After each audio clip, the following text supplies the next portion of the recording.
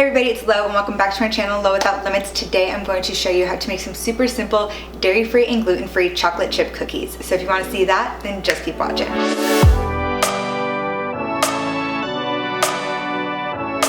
So tomorrow my friend is having a little Halloween get-together, so I figured I will bring my own treat, and I'm going to make one that, of course, I can eat. So it will have no gluten and no dairy. And I'm going to make some chocolate chip cookies because these are also so fast. So if you're in a pinch and you really need to make something to take to a little party, these chocolate chip cookies are beyond easy to do. They take less than 15 minutes to make, really. Maybe 20, so you can let them cool a bit before you shove them all in your mouth, but very, very quickly.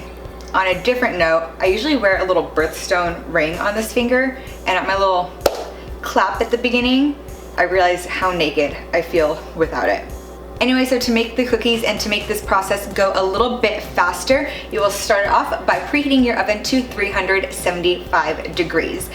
If you watch any of my videos, you know that for some reason I always leave that as like the last thing to do, but to speed this up, first thing, 375. Now in a small mixing bowl, I'm going to use just this small little one here. Sometimes I've tried to make them in these little Target bowls. I will use one of them, but so I don't make a mess on camera, I'm gonna go with this small mixing bowl. You are going to do 2 tablespoons of coconut oil.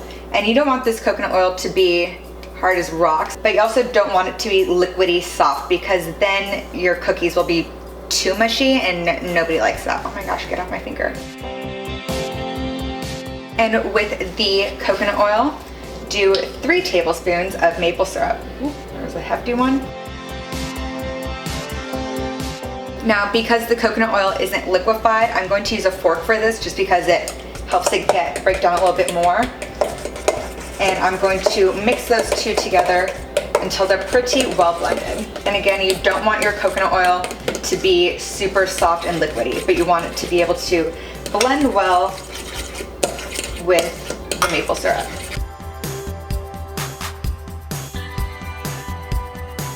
Once those two are pretty well mixed, you will crack in a single egg. Oh my gosh, if it wants to open. And add in a teaspoon of vanilla extract. This wants to open either. Got it. Now just mix together those two.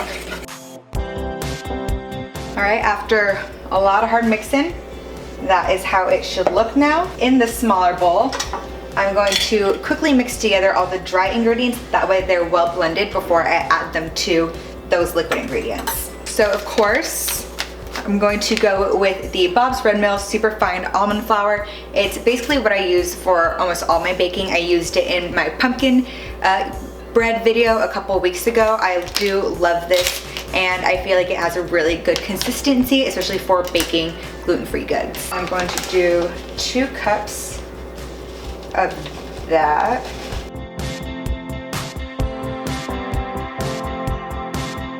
I'm going to do just a pinch of salt and half a teaspoon of baking soda, because you'll want it to bake.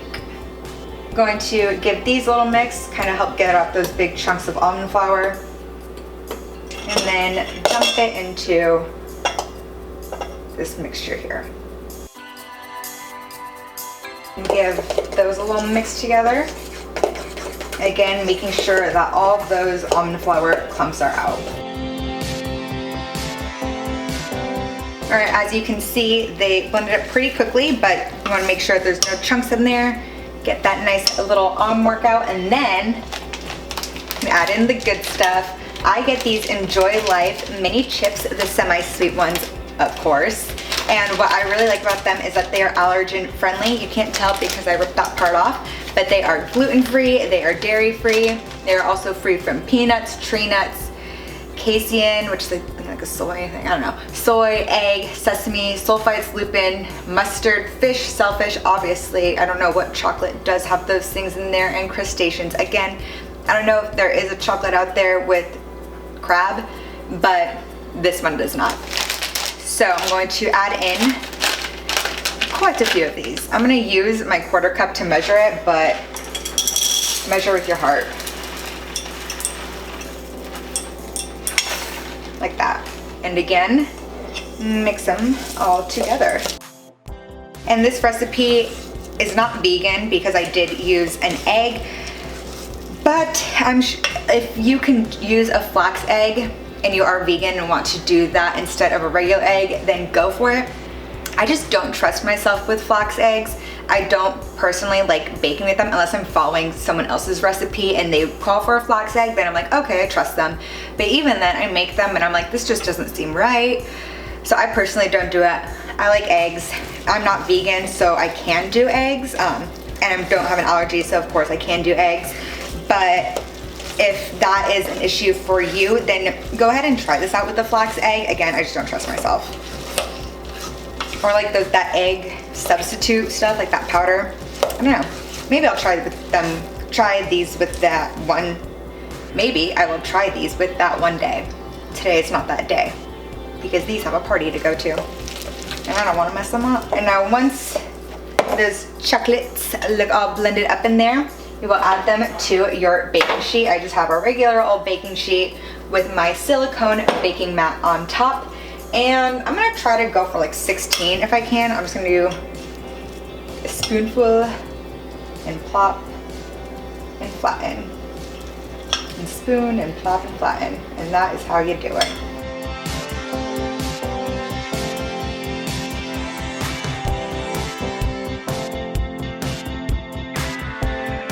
Okay, once you have the cookies all laid there, I have 16. Some of these ones over here might touch each other, but you know, whatever, they'll taste the same. They're just gonna be like really close neighbors.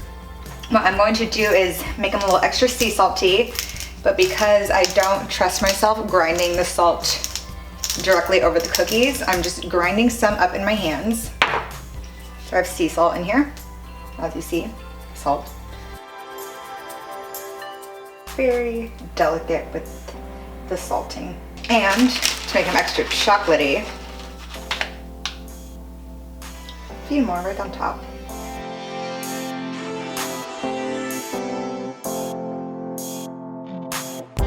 You want them pretty flat too. I know I have them a bit too moundy, but just so they cook nice and evenly without getting too burnt on the edges while the inside tries to cook. Again, they don't have to be beautiful because they'll be delicious. Now you're gonna throw them in the oven and set the timer for 10 minutes, but as always, pay attention around 5 minutes. So they'll be done around 8, but set it for 10. The oven has gone off and I'm going to take them out now.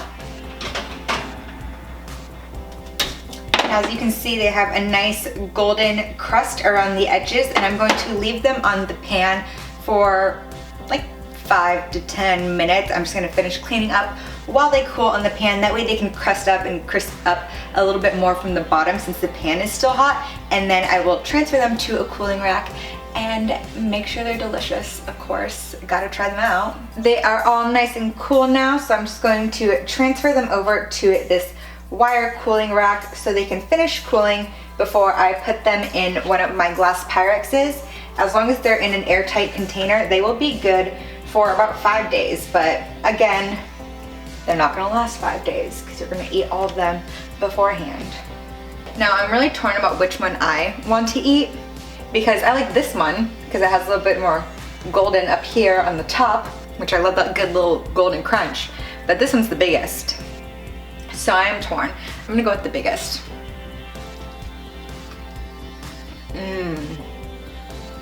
I love when a cookie's still warm. Oh, I bit my lip.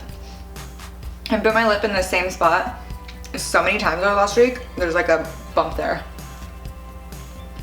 And now because there's a bump there, it sticks out more and I bite it more. Well, there you have it. That is how you can make your very own gluten-free and dairy-free chocolate chip cookies with a little bit of sea salt sprinkled on top.